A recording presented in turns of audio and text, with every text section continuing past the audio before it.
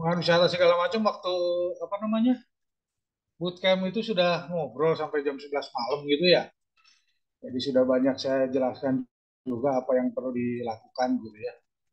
Nah, sementara mungkin untuk memulainya ya, ini saya juga mohon maaf tidak sempat menyiapkan. eh, saya bisa share screen, bisa ya? Bisa, Pak.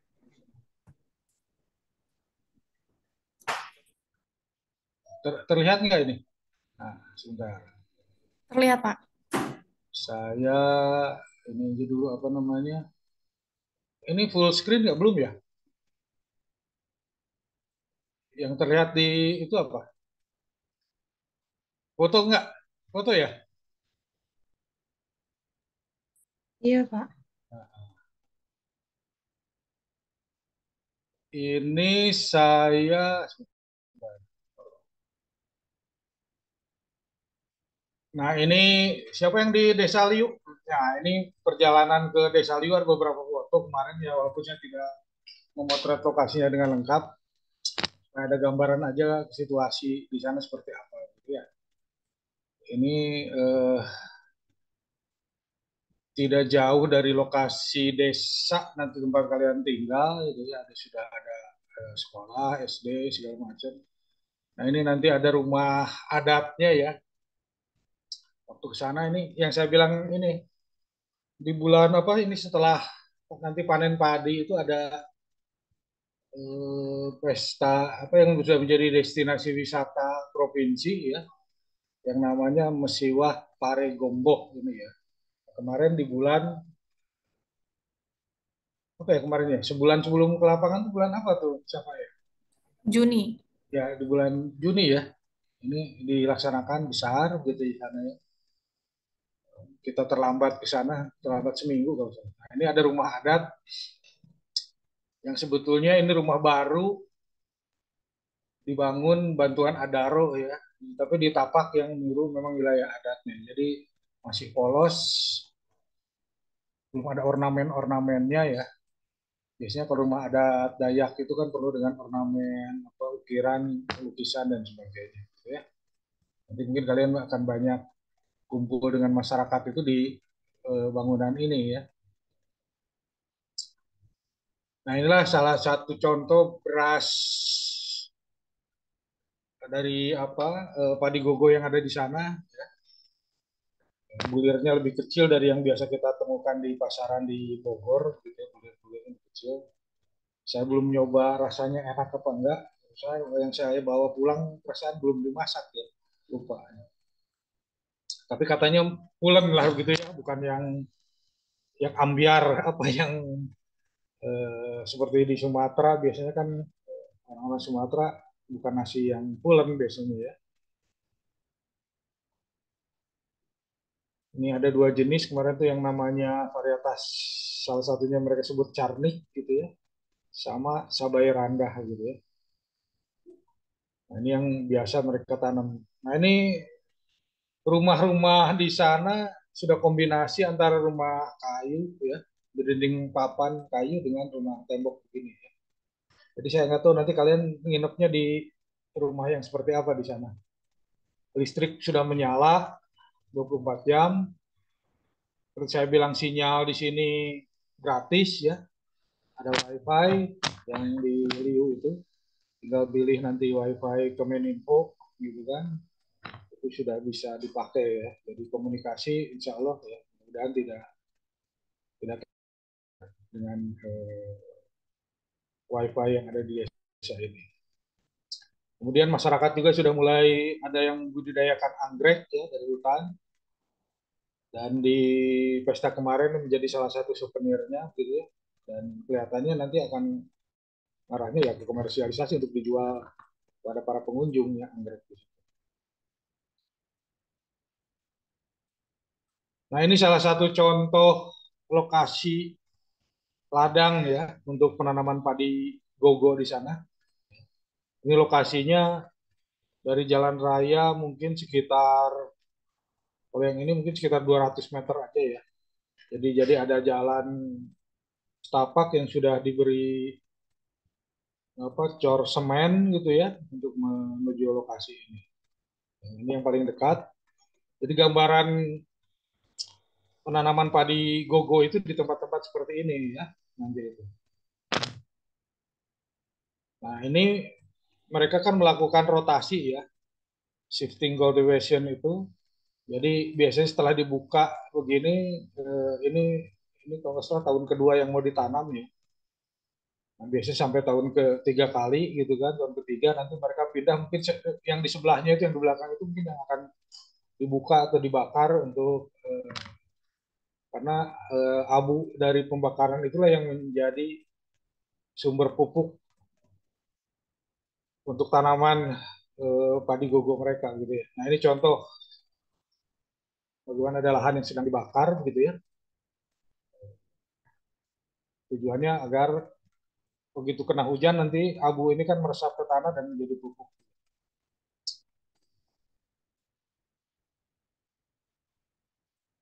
Nah ini contoh bagaimana kalau yang anak siapa silvicultur tuh Pak Hutan hafal mungkin yang nanti jelaskan ke teman-temannya apa itu sekat bakar ya.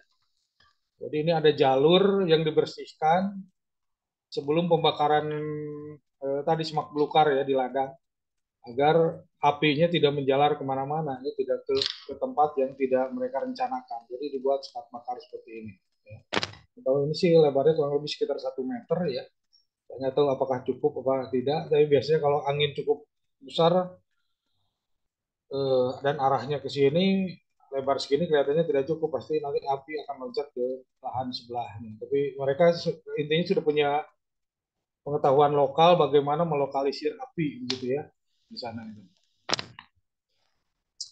Jadi ini apa sekat bakar yang mereka siapkan sebelum mau masuk ke musim tanam berikutnya. Musim tanam berikutnya kan November ya, sebelum biasanya jadi di musim kemarau ini atau sebelum musim hujan mereka melakukan pembakaran lahan ya. Nah, ini contoh juga lokasi yang sudah disiapkan tadi apa namanya sekat bakarnya waktu itu belum belum waktu kami ke sana ini belum belum dibakar ya. Tapi lokasinya memang sudah lahan terbuka bekas tanaman sebelumnya. Kurang lebih seperti itu, yang intinya yang terkait dengan lokasi penanaman padi. Nah, di sana juga karena termasuk kawasan hutan,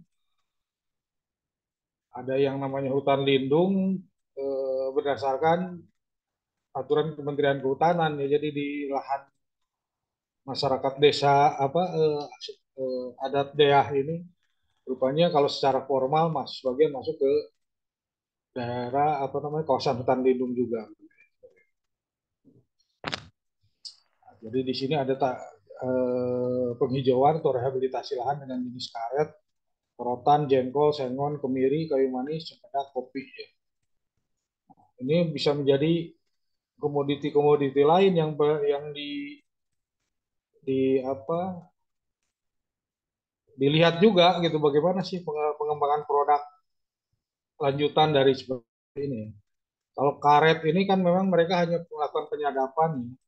Biasanya pagi sampai jam 10 itu rata-rata masyarakat baik di Liu maupun di Belida itu akan masuk ke kebun karet untuk menyadap ya, memasang apa mangkok-mangkok kemudian untuk mewadahi getah karet yang apa namanya perlu ditampung gitu ya.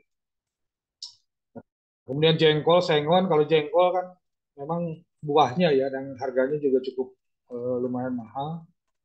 Kalau di Sumatera Barat kan sekarang ada semur jengkol juga ya. Jadi yang mahal membeli semur daging sapi tersedia juga semur jengkol kan di Sumatera Barat. Nah, kalau sengon biasanya emang kayaknya kebutuhan untuk kebutuhan kayu ya. Biasanya dijual apa dengan rotasi paling paling tidak 5 tahun kan sudah ada penebangan biasanya sengon. Kemudian kemiri ini hasil buahnya ya, biji kemiri gitu ya. Ini, tapi tahun 2019 ya berarti kan ya belum belum ini belum belum ya masih kecil lah gitu ya. Tapi nggak tahu di potensi yang ada aslinya sudah ada belum di apa namanya jengkol, kemiri, kayu manis gitu ya, cempedak, kopi gitu ya. Ini kalau kopi mungkin tentunya bagaimana juga pengolahan di sana ya. Kemarin tuh kalau nggak salah ada kopi apa ya yang dihidupkan lagi ya di sana itu. Jadi kopi yang sudah lama punah gitu ya, tidak di ini mulai dikembangkan kembali di apa? Saya lupa di Liu atau di mana ya itu kopi. Jadi kopi lokal ya yang dulu memang ada kemudian sudah mulai di jalan menuju hutan seperti ini ya. Jadi tidak menakutkan lah ke hutan itu ya. Sudah ada jalannya. Bahkan sepeda motor ini bisa masuk ke sini. Dan ini jalan juga sekaligus jalan yang menuju lokasi wisata air terjun Badinding. Ya. Memang kami kemarin tidak sampai ke lokasi air terjun itu, gitu ya. Dan itu sudah menjadi tempat orang wisata di hari libur. Jadi masuk hutannya seperti ini, dan sekunder ini malah sih kebun karet ya, kiri kanannya. Jadi nggak perlu takut masuk hutan ya. Kemarin waktu diskusi di sana, kok kayaknya masih takut-takut mendengar di desa di Kalimantan gitu ya. Jadi bukan memang lokasinya dari kota 1,5 jam, tapi bukan daerah apa namanya hutan rimba apa yang masih apa namanya belum banyak dimasuki orang gitu. Ini udah hutan yang biasa dimasukin orang gitu ya. Nah, seperti ini. Nah, kemudian tadi ini di pinggir jalannya ini mereka juga sudah dikenalkan Sabta Pesona ya, karena sudah ada penerwisnya. Nah, kalian baca lagi nih, apa sih yang dimaksud Sabta Pesona? Apa itu aman, tertib, bersih, sejuk, indah, ramah, kenangan gitu ya. Nah, ini sama nih sama untuk dua desa ini, baik Liu maupun Balida ya. Bagaimana orang berwisata itu merasa aman. Aman itu apa saja? Ya, kalau ada sedang asik selfie segala macam, tasnya disimpan, nggak hilang gitu ya. Kemudian juga tidak ada premanisme gitu kan, yang eh, dipalak biaya parkir sekian puluh ribu gitu gitu kan. Kemudian bagaimana tertib itu kan, kerapihan suasana gitu kan, baik lingkungannya maupun masyarakatnya gitu ya, terutama pengelola wisatanya. Nah, bagaimana bersih ya tempat ini dari sampah misalnya ya, dari limbah rumah tangga yang lain gitu ya. Itu bagaimana kebersihan itu bisa terjaga di lingkungan itu ya. Itu kalau ingin menjadi suatu lokasi menjadi dikunjungi wisatawan atau menjadi tempat tujuan wisata ya, ini harus tercapai. Nanti silakan dibaca lengkapnya ya. Sapla Pesona itu bagaimana. Nah, sejuk ini memang tidak berarti harus sejuk seperti daerah puncak pegunungan gitu ya. Tapi bagaimana misalnya dengan tadi ini kalau nggak salah ketinggiannya cuma berapa ya. Tapi dengan di tempat yang tadi yang banyak pepohonan gitu ya. Kemudian tempat yang nyaman gitu ya. Ini tidak harus sejuk dalam arti daerah berkabut yang seperti itu ya. Kemudian juga yang namanya indah tidak harus selalu artifisial membuat apa namanya hiasan-hiasan tertentu ya sebagai background untuk selfie, untuk berfoto dan sebagainya. Tapi bagaimana justru keindahan dari sumber daya alam yang ada, dari rumah-rumah tradisional yang ada, dari budaya yang ada, begitu ya. Itu jadi menjadi sumber keindahan. Nah, selanjutnya yang tidak kalah penting adalah keramahan masyarakat. Ini jangan sampai ada tamu cemberut semua, curiga semua, tidak ramah gitu ya. Ini bagaimana bisa menyambut tamu atau pengunjung itu dengan ramah, itu masyarakat harus seperti itu ya. Ya, seperti kita rasakan kalau kita datang ke suatu tempat, melihat penduduknya atau tuan rumahnya tidak ramah, kan pasti orang juga tidak akan betah berkunjung. Selanjutnya yang penting adalah kenangan, gitu ya. Kenangan itu memang bisa saja memang dari dokumentasi foto di sini, begitu ya. Yang kedua juga dari misalnya ada souvenir, ada makanan yang khas, gitu ya, yang jadi buah tangan yang biasa dicicipi di sana itu bisa juga menjadi kenangan, gitu ya. Seperti itu. Kalau yang dulu di medsos atau di mana pernah ada viral mahasiswa KKN bukan IPB ya, kemudian ternyata menikah dengan gadis desa, anak desa yang dulu pernah berfoto waktu mahasiswa KKN ya. Ya mungkin karena terkenang-kenang terus tuh. Dulu waktu mahasiswa itu KKN, anak itu masih SD katanya gitu, ada fotonya kan, ada tuh di medsos ya, atau di ini di berita online. Nah, sekarang jadi istrinya setelah jadi gadis yang cantik itu ya. Tapi ini kenangan ini tentunya terkait dengan misalnya tadi ada makanan, ada souvenir dan sebagainya ya. Orang bisa mengingat kembali kunjungannya gitu, bahkan mendorong orang untuk datang kembali berkunjung di sini gitu ya. Itu terkait dengan satwa pesona. Nah, kemudian tadi terkait objek wisata lain di Liu ini nanti juga dilihat saja begitu ya. Apakah karena tadi mungkin terkait dengan padi gogonya itu kan belum masuk masa tanam ya. Kalau kalian berangkat September itu mereka belum belum ada musim hujan ya. Mungkin juga bagaimana sih mengembangkan program terutama interpretasi lingkungan wisata ke objek wisata ini. Pemandian batu bedinding, liang landak, sumber air panas, siram kelayang, karung jeram ya. Nah, ini kemarin waktu kami ke sana belum sempat terlihat ya ke lokasi ini karena terbatasnya waktu gitu ya. Nanti kalian selama di sini hampir apa 3 bulan ya, ini mungkin bisa tereksplor semua nih lokasi-lokasi ini. Ya. Jadi cukup banyak dan ini mengandalkan dari sumber daya wisata alami yang ada di sana. Nanti berbeda dengan Belida ya yang dibuat-buat ya seperti itu. Nah, ini Liu bagaimana justru bisa menjadi desa wisata dengan potensi sumber daya alamnya begitu ya. Di samping nanti yang secara periodik di waktu tertentu mungkin wisata terkait dengan padi gogonya begitu ya, tradisi bertaninya ya.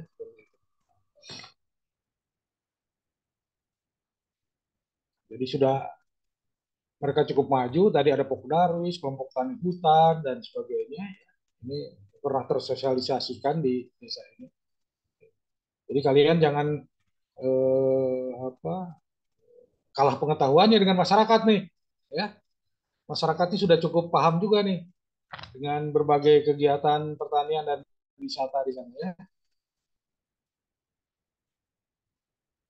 Nah, ini di salah satu tradisi di sana, jadi ini ada patung ini biasanya terkait dengan siapa yang dihormati yang sudah meninggal gitu ya, dibuat replikanya gitu dalam bentuk patung ya orang itu kan. Ini tentunya bisa menjadi daya tarik wisata. Kenapa? Apa maksudnya gitu kan diinterpretasikan ya.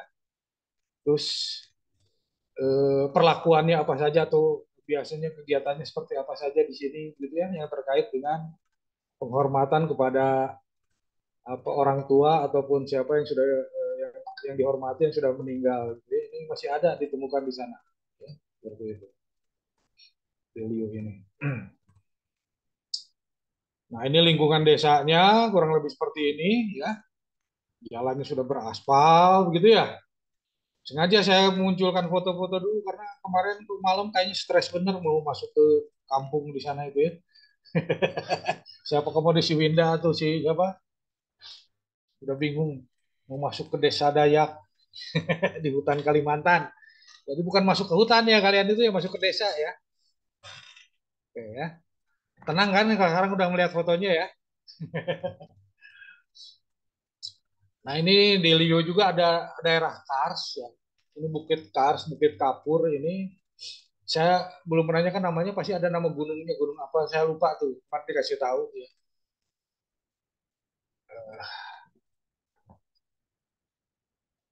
Nah, ini lokasi tempat tadi yang apa istilahnya, yang setelah panen raya itu. Jadi ini lokasi venue-nya ya, venue event berbagai atraksi itu di sini. Makanya kalian kalau memang pas panen raya akan menemukan berbagai kegiatan, mulai dari yang rasional maupun tidak rasional, seperti bagaimana atraksi kulit tidak terbakar oleh api, ya, tidak tidak apa luka karena benda tajam, itu kan ada di situ tuh, gitu ya, tradisi yang di yang diatraksikan di sini, gitu ya, di samping seni-seni yang lain.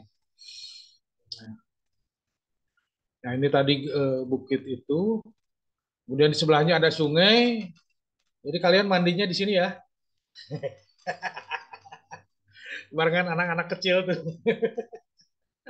Sungainya sangat jernih, airnya ya bukan di daerah gambut seperti yang di Bengkalis yang mandi di air apa teh ya, air kopi.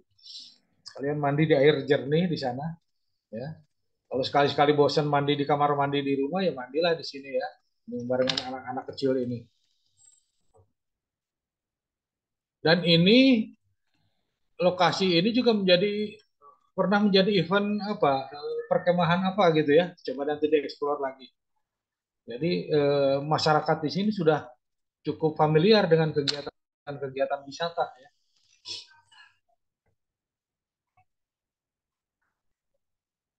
Nah, ini di pinggir jalan sungai ini nanti dicek. Anak-anak juga rame di sini. Nah, ini jalan pas kembali ya, pulang dari Liu menuju ke kota lagi. Jadi jalannya relatif sudah beraspal, jadi bukan jalan tanah berbatuan. Anak di sana. Jadi rumah-rumahnya sudah begitulah ya. Mulai dari rumah yang sudah rumah dinding tembok permanen sampai yang masih rumah kayu. Kalau ini di daerah yang desa satu lagi yang apa, Sumber Rejeki ya, ke arah Sumber Rejeki yang ada nanti yang pengemukan sapi dan sebagainya. Ini daerahnya daerah kebun karet semua. Ini 1 hektar itu harganya masih 5 juta. Jadi kalian kalau mau jadi orang sana, ya, bekal 5 juta aja bisa punya tanah 1 hektar ya. Kalau di Bogor cuma dapat berapa meter persegi ya. Jadi ini kebun karet di sana situasinya. Oke, jadi juga tidak di jalan menuju Desa Liu ini orang sudah mulai juga dengan budidaya apa. Ini kan rumah-rumah walet seperti ini. Ambil sarang walet. Oh, ini di Belida, sudah di Belida ya. Oke, ini sudah masuk Belida. Ini Belida ya. Ini jadi dari lokasi tempat parkir mobil menuju tempat, nah, namanya Rancah Mapulang Balida. Ini tempat wisata yang dikembangkan oleh Pak Kepala Desa di sana. Ini banyak maunya kepala desa ya. Harus bisa kalian imbangi nanti keinginan pengembangan desanya. Jadi ini areal pesawahan masyarakat, kemudian oleh kelompok pengelola wisata itu dipakai sebagai objek. Jadi ya mereka membuat jalan kayu seperti ini, pesawahan, dan dari antar satu bangunan ke bangunan yang lain. Ya. Oke, ini gerbangnya. Ya. Nah, inilah sarana wisatanya.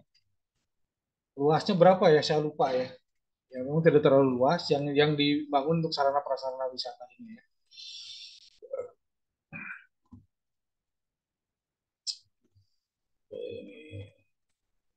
Nah, seperti ini ya, ada nice box segala macam untuk sarang burung, ada kolam ikan ya, tempat-tempat duduk dan sebagainya. Nah, ini area pesawahan itu, di tengahnya tuh banyak tempat-tempat selfie ya. Ini sudah ciri khas umum kalau orang bertempat wisata sekarang ya, yang dibuatnya tempat selfie gitu ya. Ini. Oke, seperti ini. Jadi situasi di Belida ini dari paling cuma 50 meter ya lokasi tadi pinggir jalan raya. Nah inilah bambu itu yang arah pengembangannya wisata bambu katanya ya di Belida ini. Jadi rupanya di sana masyarakat ya dengan ini kepala desa mulai menanami jenis-jenis bambu lokal yang ada di sana. Kira-kira terpikir apa apa namanya dengan wisata dengan pohon-pohon bambu yang masih terbatas ini ya.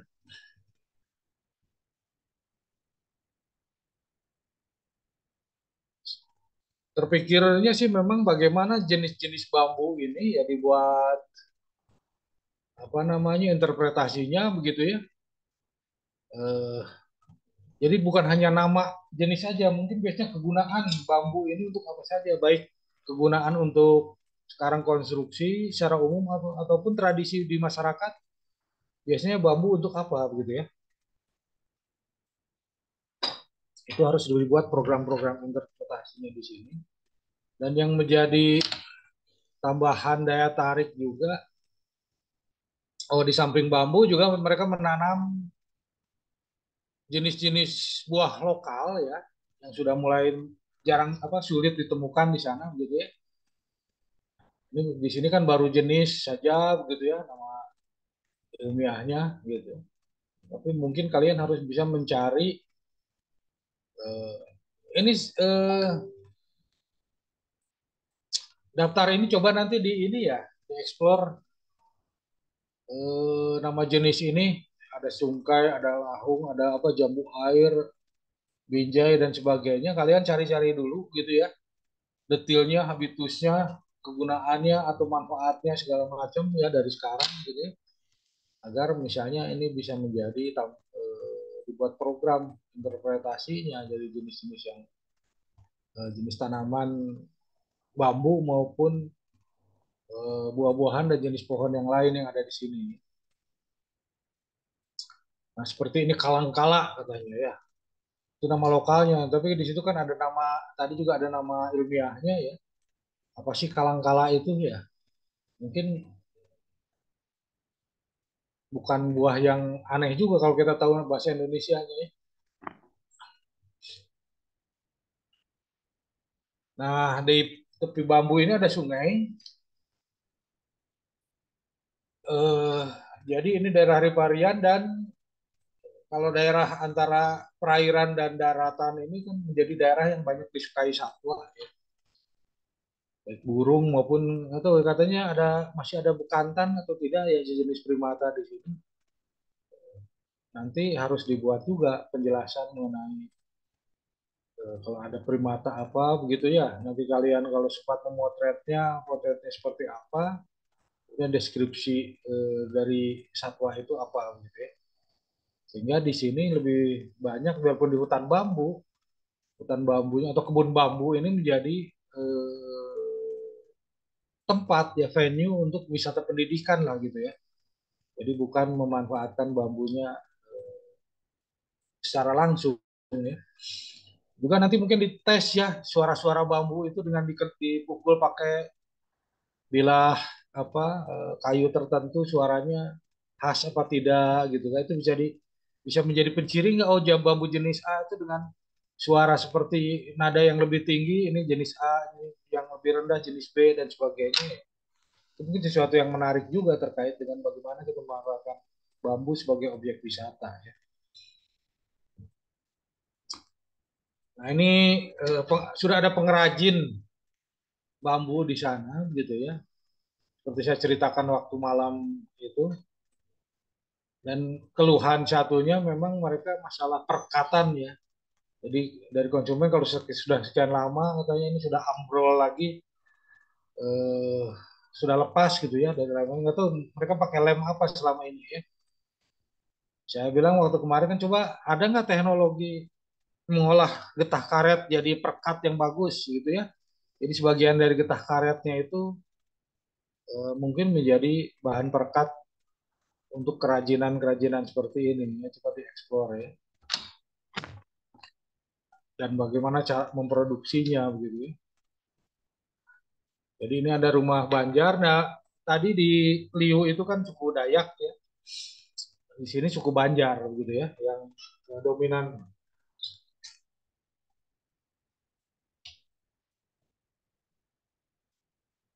Ini contoh kerajinan, harganya tuh ada 150.000. Nah, ini juga di Belida ini kegiatannya sudah cukup banyak ya, baik itu pelatihan maupun wisata gitu ya. Jadi kalian, saya bilang kemarin, harus bisa mengimbangi keinginan kepala desa tuh ya, yang banyak inginnya terkait dengan wisata terutama. Ya.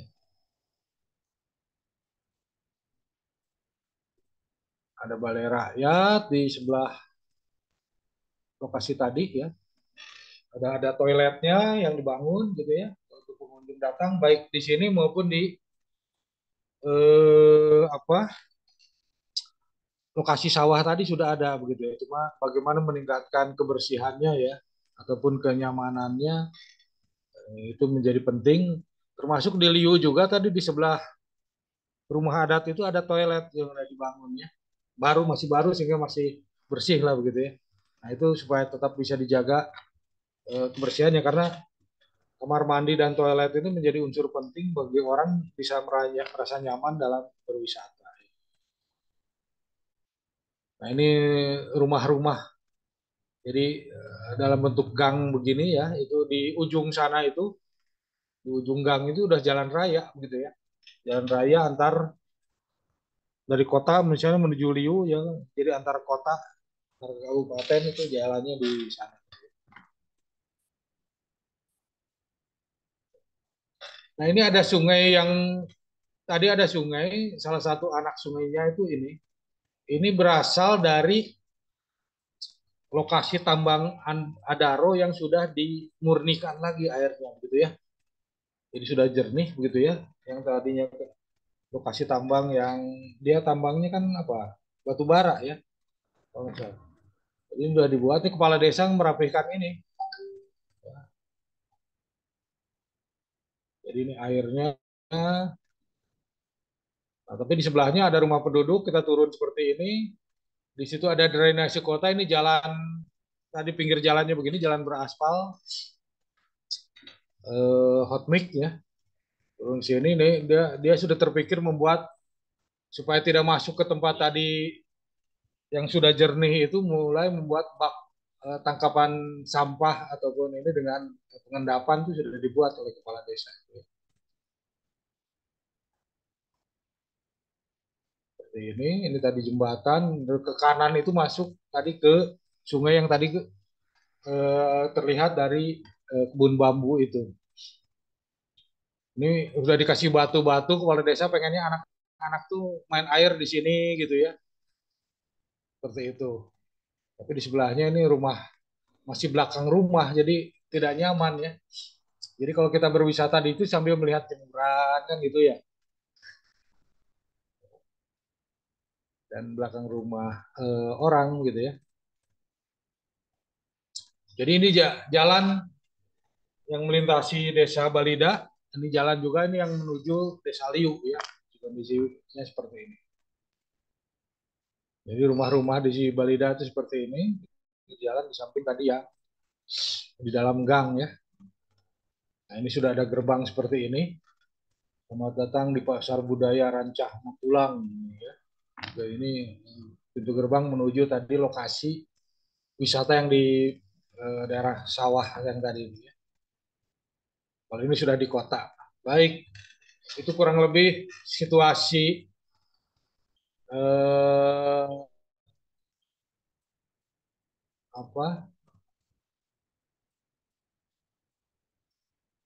eh, tempat kalian nanti melaksanakan apa istilahnya? Bukan praktek, apa istilahnya?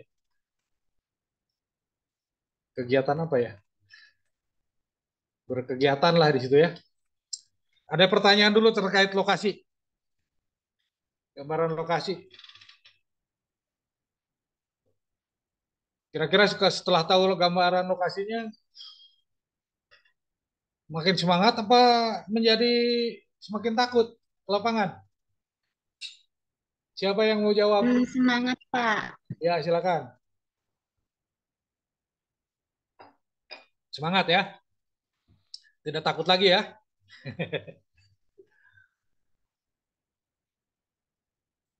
Oke, ada pertanyaan terkait tadi lokasi? Tidak ada? Boleh teman-teman yang mau nanya nih terkait lokasi. Tadi kan Pak Nandi udah ngejelasin dan ngasih lihat nih lokasi-lokasi di sana tuh kayak gimana. Kalau misalnya mau tanya lebih lanjut juga boleh langsung on mic aja ya teman-teman. Nggak ada. Baik, kalau tidak ada, ini sebetulnya materi yang saya siapkan waktu mau berangkat, siapa ya? Boleh Pak.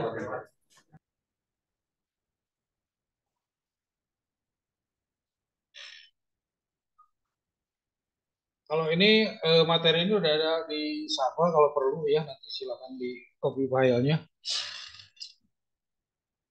Nah,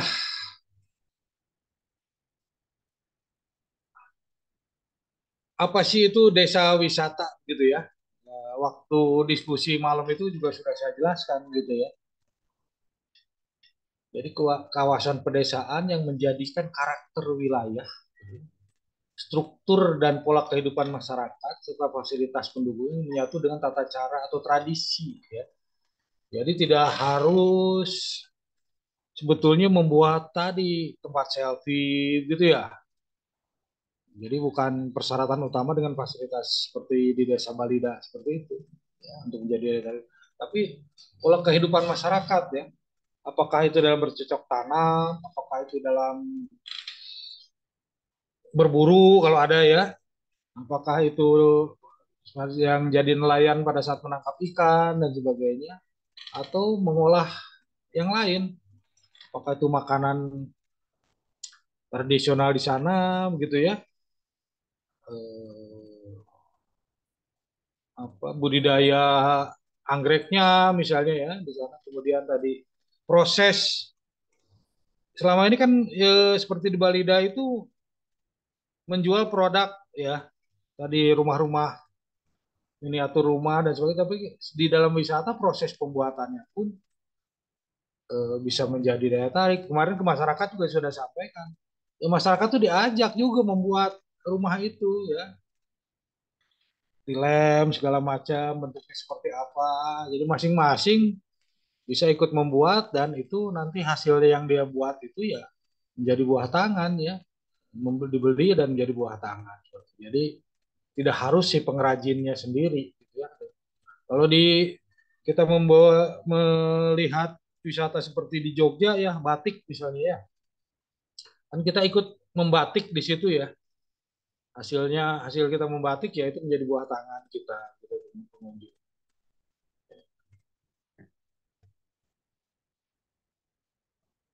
Nah, jadi karakter wisatanya berupa bentang alamnya begitu ya, apakah itu ada sungai, ada gunung gitu ya. Kemudian ada apa lagi begitu ya di pedesaan itu.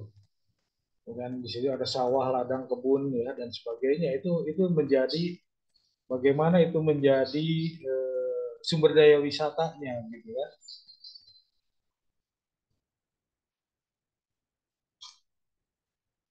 Kemudian struktur kehidupan tradisi ya mulai dari misalnya cara ini di salah satu wisata itu kan kalau yang di kiri ini yang pada di foto ini ya dalam foto yang kiri itu lebih banyak itu adalah pengunjung. Tapi kalau masyarakat adatnya ini yang pakai item-item pakai baju tradisional ini Sunda kebetulan ya seperti ini begitu ya.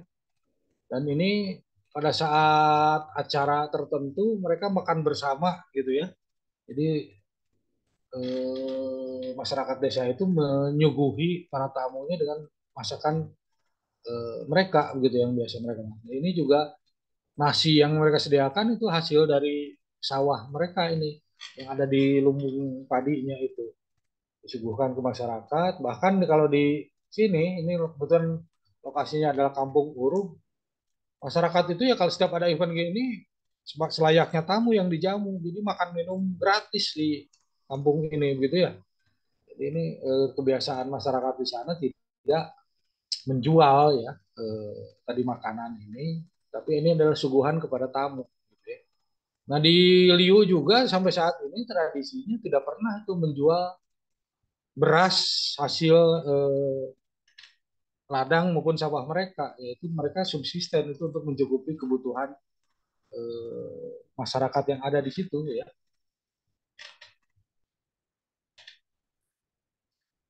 Jadi pola struktur dan pola kehidupan masyarakat berupa tradisi, ya struktur itu misalnya gini kan biasanya ada kepala adatnya gitu ya, bagaimana kepala adat mengatur suatu event, suatu ritual tertentu ya. Terus bagaimana kepala adat itu berperannya dalam menentukan keputusan-keputusan di wilayah adat gitu ya. Kemudian di struktur rumah tangga seperti apa gitu ya. Jadi pola kehidupan masyarakat berupa tradisi adat istiadat itu yang sehari-hari ya. Ini harus bisa dijaga gitu ya. Jadi masyarakat itu menjaga ini dan sekaligus bagian tertentu mungkin bisa menjadi atraksi wisata gitu ya. Jadi bukan mengada-adakan daya tarik tertentu ya. Kemudian juga berbicara fasilitas pendukung yang akan memudahkan para pengunjung dalam kegiatan wisata. Transportasi tadi di Liu ke lokasi wisata sungai apa tadi Badinding, Badinding segala macam itu mereka sebetulnya sudah punya apa ojek lah gitu, ojek motor ya yang bisa disewa pengunjung untuk ke lokasi itu karena ya kalau mau jalan kaki ya jalan kaki ya tidak tapi supaya cepat ke lokasi rata-rata menggunakan ojek motor yang dimiliki masyarakat. Kemudian akomodasi ini coba dilihat gitu ya bagaimana sih kalau tadi di Kampung Uruk itu yang tadi contoh sebelum ini itu para pengunjung tuh tidur di rumah-rumah masyarakat dan di apa namanya balai adat itu gitu ya dan semuanya gratis kalau di sana itu ya di Uruk itu. Tapi nggak tahu di sana polanya seperti apa kalian pelajari gitu ya. Apakah kalau ada orang ikut menginap di rumah penduduk itu memang mereka terbiasa bertransaksi gitu ya harus bayar berapa dan sebagainya mungkin bisa dilihat pada saat yang lalu-lalu pernah ada tadi pesta panen dan sebagainya kan banyak pengunjung ya. Biasanya pengunjung itu istirahat, makan, minum itu seperti apa gitu ya. Apakah membeli ke masyarakat atau disuguhi oleh masyarakat gitu ya. Nah, itu harus bisa apa, diinventarisir ya. Tapi kalau di Balida itu rata-rata ya karena ada warung makanan, minuman pasti orang yang berwisata tadi di sawah membeli gitu. Cuma kemarin juga sudah saya tekankan. Ini kalau minta kopi ditawarinya Pak mau minum kopi apa kapal api atau gudai ya saya bilang tuh ini ngapain jauh-jauh saya makan minum kopi yang seperti itu kan. Nah, bagusnya ya makanan-makanan yang memang diproduksi gitu. Di Balida itu saya ceritakan kemarin sudah mulai ada keripik, singkong ya, kemudian ada tape ketan, ada yang produksi aren ya, gula dan sebagainya. Juga mungkin nggak tahu makanan yang lain ya coba dieksplor. Tapi kalau di Liu memang kemarin juga tidak ini karena formatnya ya dengan Adaro itu kita datang tuh justru udah membawa nasi box ya ke sana ya. Makanan dari kota dibawa ke sana gitu kan. Jadi saya tidak merasakan juga ada makanan apa sih di Liu gitu kan. Sama juga di Belida juga gitu ya. Sudah ada box snack dan sebagainya ya. Yang isinya ya makanan-makanan yang umum yang bisa kita jumpai selama ini di kampus juga gitu ya. Seperti itu.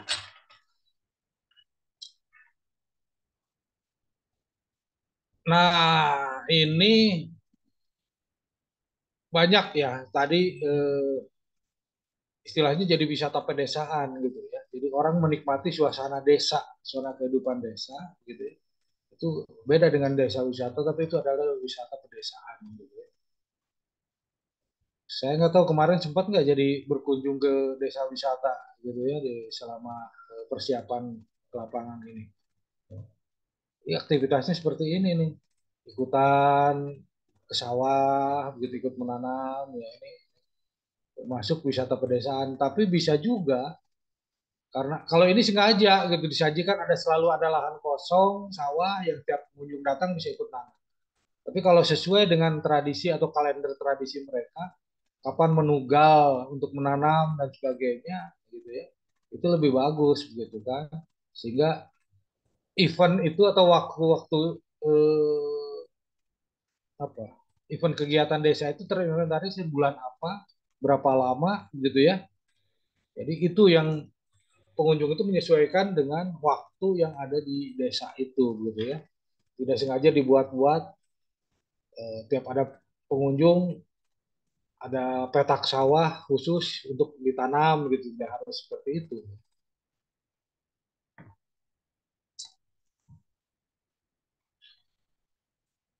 Nah, komponen desa wisata itu tadi atraksi ya. Atraksi itu seluruh kehidupan masyarakat. Kemudian pengunjung itu apa, berintegrasi dalam arti merasakan hidup sebagai orang desa lah gitu ya. Berpartisipasi dalam kegiatan penduduk sehari-hari atau kegiatan tertentu seperti berkesenian, ritual budaya dan lainnya. Tapi ini harus diidentifikasi mana sih tradisi atau ritual yang memang dimungkinkan atau dibolehkan dilihat masyarakat, apa pengunjung atau masyarakat boleh terlibat atau ada ritual, ritual tertentu yang sakral yang memang hanya khusus untuk masyarakat adatnya ya. Itu ya tidak harus dipaksakan menjadi kegiatan wisata. Akomodasinya tentunya kalau membangun penginapan khusus dan sebagainya itu kan sangat mahal. Tapi bagaimana menyiapkan rumah atau tempat tinggal penduduk ini sebagai tempat istirahat, tempat menginap gitu ya. Jadi siap misalnya kalau ada sedang banyak pengunjung itu rumah masyarakat juga siap untuk dijadikan tempat menginap gitu ya. Tidak harus khusus, tapi ada kamar khusus misalnya yang bersih, nyaman gitu ya. Yang bisa diperkenankan kepada pengunjung untuk bermalam di sana atau beristirahat. Nah, yang pasti bagaimana dampak negatif ya, itu bisa dikontrol ya.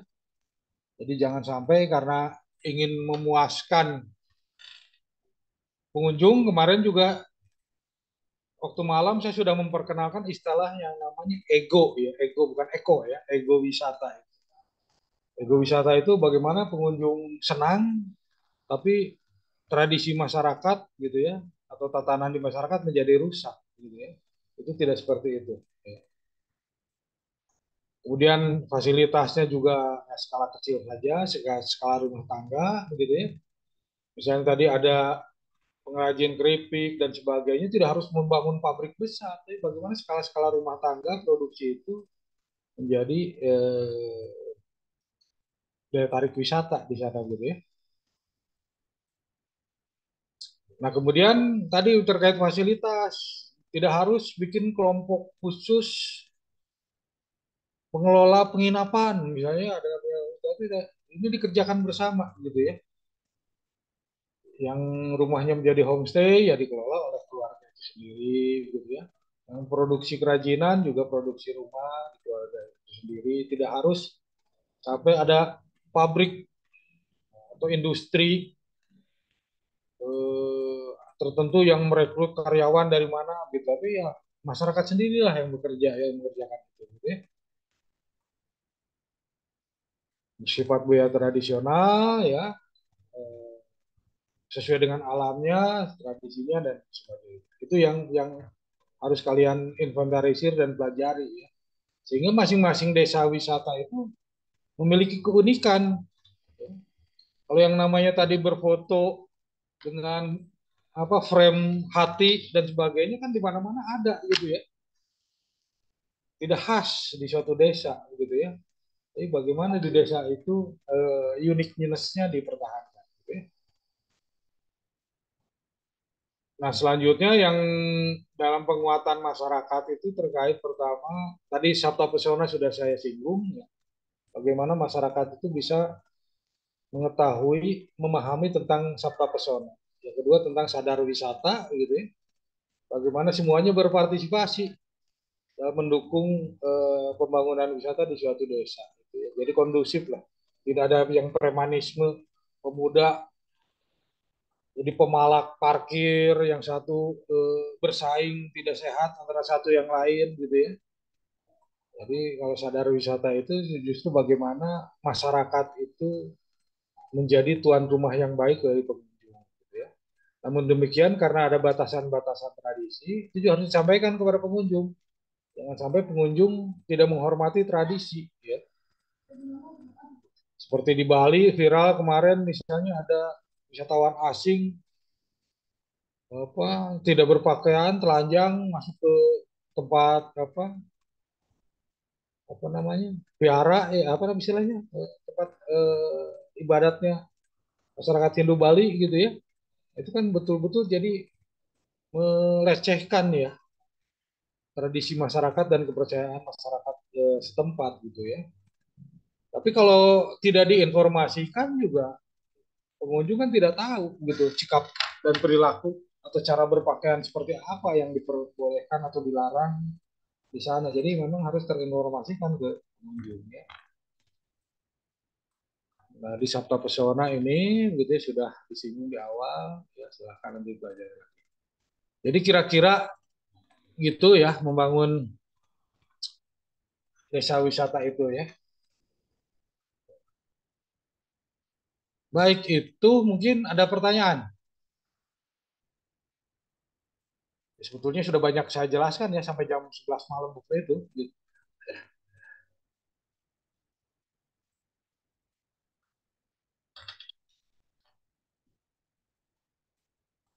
Mau ada yang didiskusikan lagi?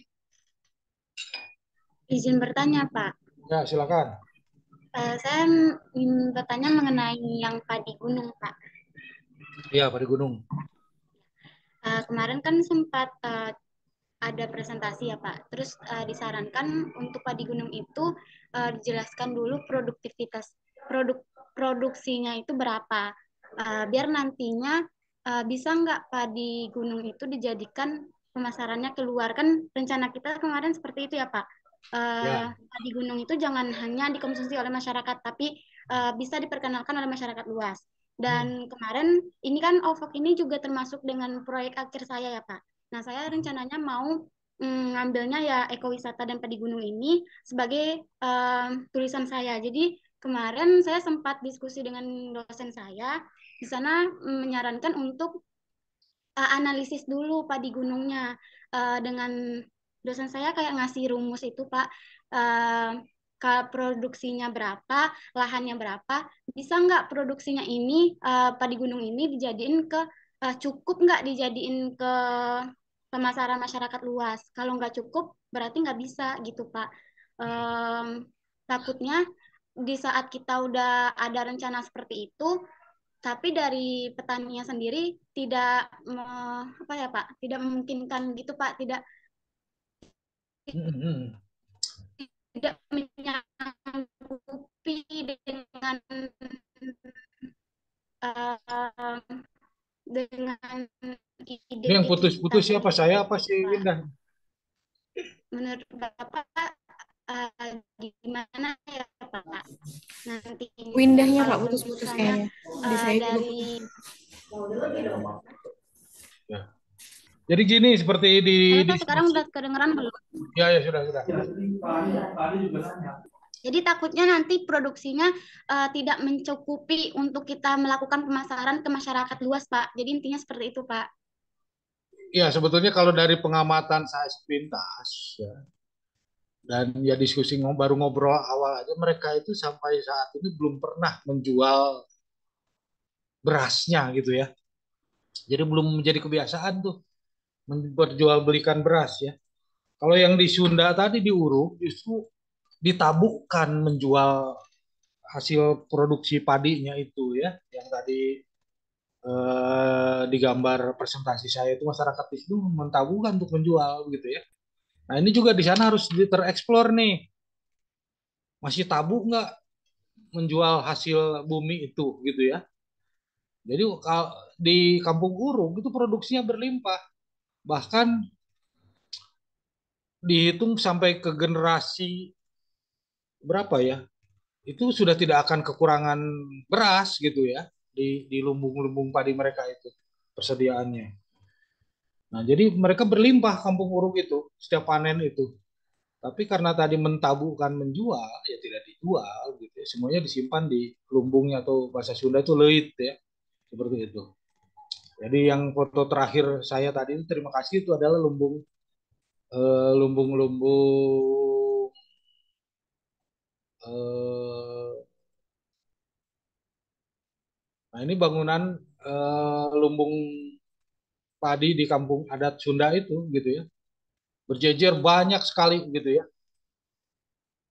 Jadi tidak dijual gitu ya, lumbung-lumbung seperti ini.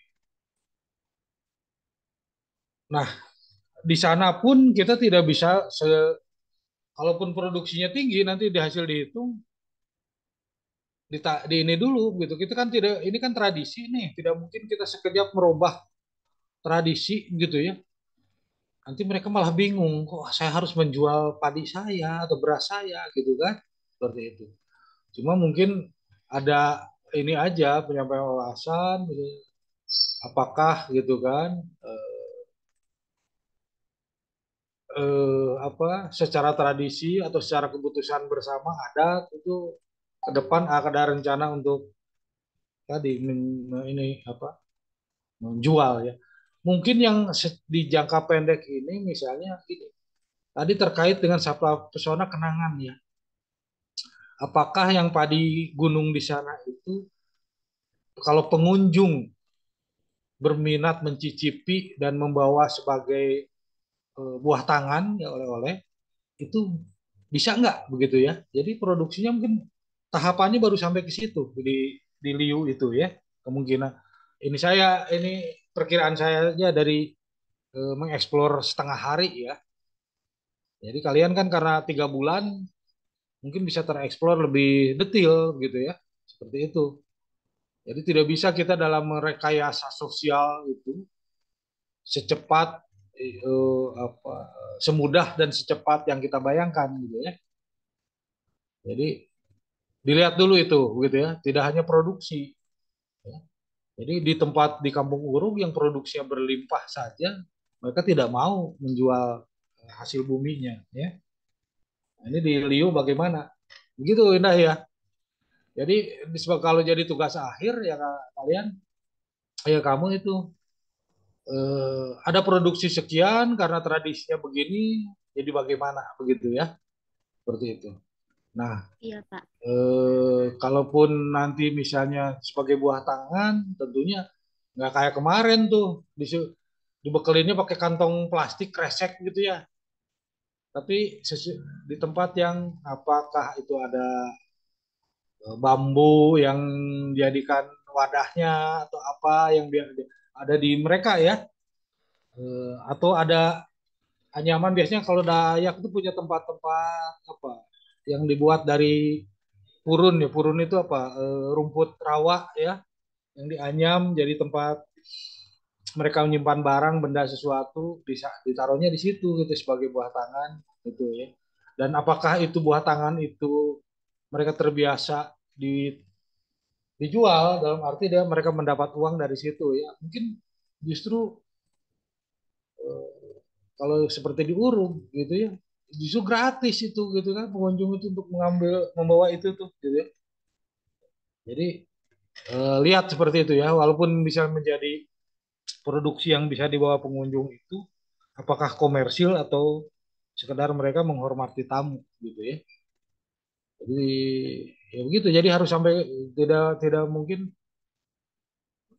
apa seperti ada produksi sekian, konsumsinya sekian sehingga kelebihannya bisa dijual harga beras di pasaran sekian, mereka akan mendapatkan tambahan income sekian. Itu kan secara mudahnya begitu ya. Eh, tapi kalau ada tradisi atau aturan yang melarang seperti itu ya, itu menjadi nilai intangible. Gitu. Ada potensi ekonomi sekian loh gitu ya di Liu itu terkait dari padi gunung. Jadi potensi ekonomi ya. Namun karena tradisi gitu kan, misalnya tidak bisa menjual, itu apa potensi ekonomi itu ya tidak menjadi aktual ya, tapi akan menjadi kenangan bagi wisatawan untuk datang lagi. Sementara wisatawan itu misalnya membelanjakan ya, uang atau mengeluarkan uang selama di Desa Liu itu berapa, gitu kan? Apakah lebih besar? Ternyata tanpa menjual beras itu mereka mendapatkan income dari kegiatan ataupun apa aktivitas wisata di sana lebih besar misalnya gitu ya. Jadi potensi tadi yang tidak diperoleh tapi tersubstitusi misalnya dengan income dari apa ya dari pengembangan wisata desa di sana gitu ya. Jadi harus melihatnya sampai ke sana deh.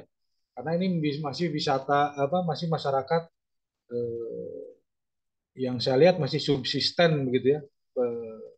Mendapatkan apa mengolah lahan itu untuk kebutuhan eh, kehidupan mereka sendiri gitu. Tapi dieksplor saja ya kemungkinan itu. Itu mungkin. Baik, Pak. Terima kasih, Pak. Ya. Oke, apakah ada yang mau bertanya lagi?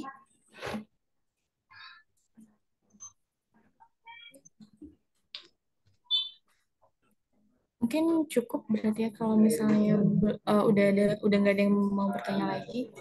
Terima Ya, kasih mungkin banyak. yang Belida relatif lebih terbuka ya. Tadi mereka kan sudah biasa menjual produknya. Seperti tadi kerajinan juga udah ada label harganya. Kemudian yang keripik juga dia sudah menjualnya gitu kan. Kemudian yang tape singkong juga mereka biasa menjual gitu ya. Tapi di Liu ini saya pengamatan saya sesaat itu belum seperti itu gitu ya. Tapi untuk Belida silahkan ini bisa lebih lebih memungkinkan memunculkan nilai ekonomi. Gitu ya.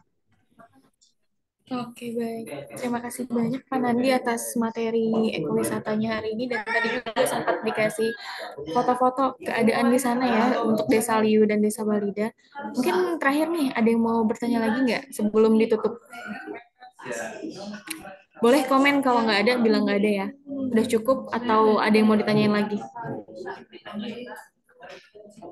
Eh, saya boleh bertanya lagi nggak, Kak? Oh, boleh. Mungkin singkat aja ya, Winda. Iya, oke, Kak. Eh, saya izin bertanya mengenai ekowisatanya, Pak. Hmm. Nah, Boleh, silakan. kan kemarin kita mengenai Halo? Ke mute, suara Winda. saya kedengaran nggak, Kak? Kedengeran. Lanjut. Begini Kak, saya ingin menanyakan mengenai ekowisata.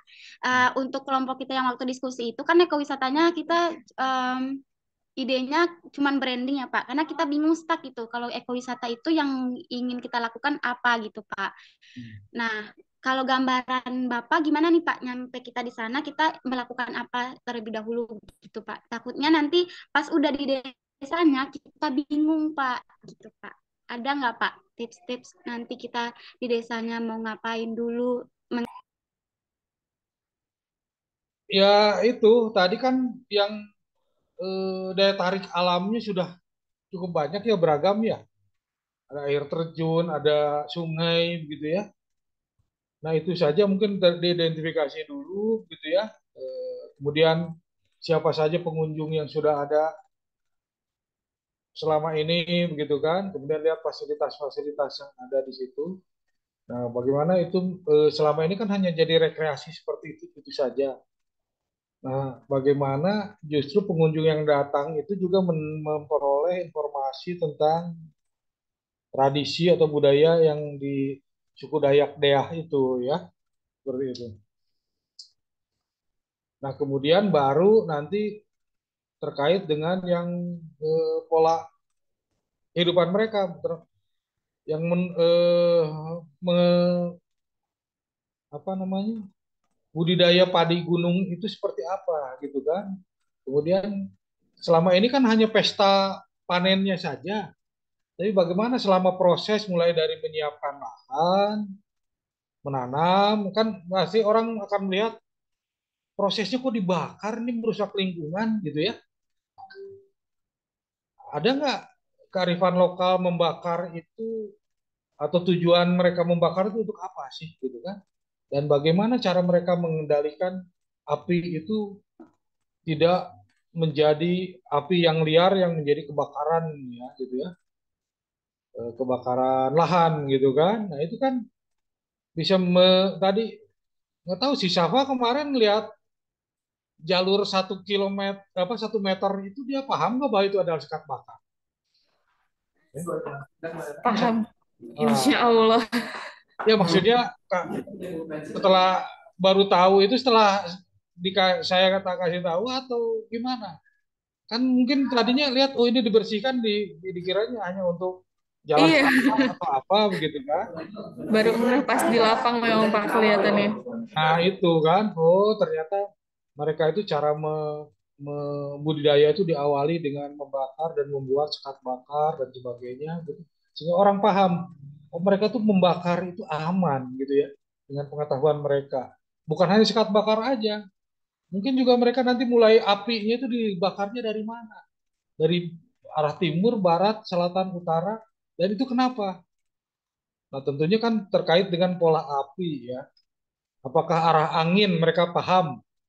Ya, jadi kalau ingin membakar lahan yang di sebelah barat gitu ya, dimulai dari timur. Nah, arah anginnya harus yang mulai dari mana? Kan itu kan mereka sangat paham. Ya. Sementara pengunjung orang awam tidak tahu itu gitu ya. Oh, ternyata mereka mulai di sana itu karena mereka paham tentang arah angin. Gitu kan? Nah, itu kan apa informasi atau edukasi ya yang penting bagi wisatawan gitu atau pengunjung ya. Jadi tidak selalu melihat pembakaran oleh masyarakat itu negatif misalnya gitu kan. Oh, ini bakar lahan begini. Padahal masyarakat itu selama ini tidak mengandalkan pupuk dari luar, apalagi pupuk kimia untuk menjadi apa namanya menyuburkan tanahnya gitu ya. Jadi pembakaran itu rupanya salah satu cara untuk kesuburan tanah misalnya gitu kan. Nah, ini itu menjadi apa namanya sumber pendidikan penting bagi pengunjung ya. Kemudian nanti nggak tahu saya juga belum melihat proses menanamnya bagaimana itu masyarakat membangun gotong royong. Jadi selama ini kan mereka tidak pernah membayar para tetangga sanak saudara yang ikut menanam menugal gitu ya. Jadi mereka gotong royong satu lahan dikerjakan bersama dan itu tidak ada upah gitu ya. Jadi bagaimana sifat gotong royong di Desa Liu itu juga menjadi informasi penting gitu dan diharapkan justru dengan trek explore gitu masyarakat bisa mempertahankan dan itu menjadi kebanggaan tradisi yang dibanggakan gitu. Beda kami dengan orang kota yang semuanya komersil dan sebagainya gitu kan. Nah, dengan seperti itu diharapkan masyarakat pengunjung itu paham dan kemudian juga kalau sudah sangat apa istilahnya apa ya, mengapresiasi ya mengapresiasi pola kehidupan, tata cara mereka memelihara alam dan sebagainya. Itu kalau orang yang memang ekowisata tulen, dia akan memberikan apresiasi. Apresiasi itu bukan hanya sekedar berterima kasih. Biasanya nanti juga akan ada materi yang disumbangkan, uang yang disumbangkan dan sebagainya, gitu ya. Nah, tadi dikomparasi juga dengan produksi beras, apakah dengan proses membudidayakan padi gunung di sana itu mungkin dapat uangnya lebih besar daripada jualan beras gitu ya. Seperti itu mungkin tambahan penjelasan dari saya.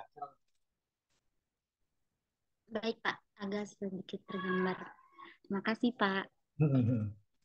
Sampai yang tadi budidaya apa namanya anggrek dan sebagainya ya.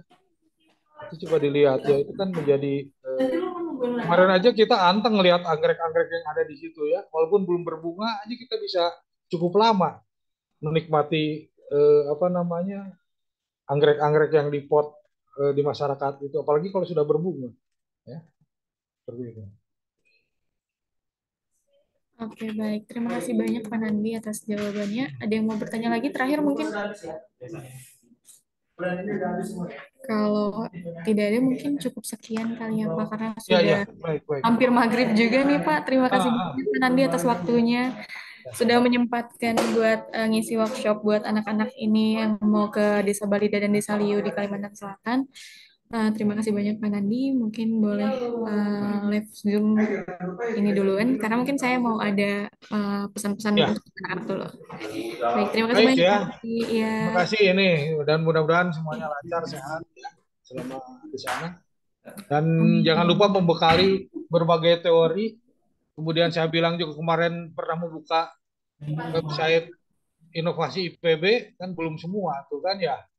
Klik inovasi IPB itu banyak sekali di situ yang bisa menjadi mungkin bekal kalian kalau ditanya oleh masyarakat di sana ya. Seperti itu. Baik, terima kasih. Saya pamit duluan ya. Yuk, Assalamualaikum Siap, siap. warahmatullahi wabarakatuh. Waalaikumsalam. Terima kasih banyak Pak Nandi. Selamat sore.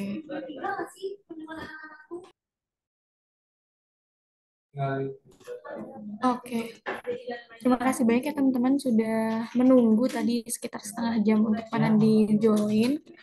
Sekarang ada info kali ya dari saya. Jadi kan ekowisata ini dibagi jadi ekowisata padi di Liu dan ekowisata bambu di Balida. Nah, untuk ekowisata padi itu kan udah masuk grup ya sama teman-teman padi lainnya. Itu nanti besok akan dilaksanakan kunjungan industri ke terasering Cisaladane dan nantinya akan ada koordinasi di grup yang sudah disediakan. Namun untuk yang ekowisata bambu nanti kita akan melaksanakan kunjungan industri ke Yayasan Bambu Indonesia pada Selasa 29 Agustus 2023 untuk waktunya sekitar jam 10 dan nanti akomodasinya akan dari saya. Untuk info lebih lanjut nanti akan saya hubungi lagi ke perwakilan yang kemarin menghubungi saya. Nanti bisa yang perwakilan tersebut ngasih info ke teman-teman lainnya ya. Untuk workshop selanjutnya dari teman-teman ekowisata bambu itu akan bareng sama teman-teman ekowisata padi itu akan bareng sama teman-teman padi yang lain itu yang ada di grup. Nanti akan dikoordinasikan di grup. Lalu untuk workshop selanjutnya untuk yang ekowisata bambu akan diinfokan lagi oleh saya via chat ya. Mungkin sekian sore ini karena udah sore juga. Terima kasih banyak atas perhatiannya ya.